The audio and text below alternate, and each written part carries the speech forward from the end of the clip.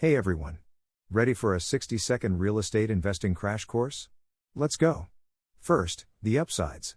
Cash flow. Owning rentals can net you some sweet income each month after expenses.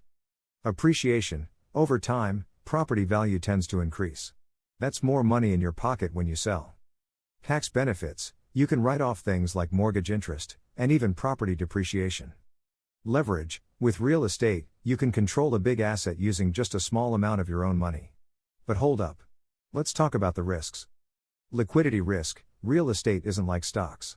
If you need cash fast, selling might take a while. Management issues. Being a landlord isn't always fun. There's repairs, tenants, and vacancies to deal with. Market volatility. Property values can go up, but they can also go down. And mistakes can be costly. Misread the market, or buy a money pit, and it could get expensive. So, there you have it, the benefits and risks of real estate investing. Remember, do your homework and stay prepared for the ups and downs.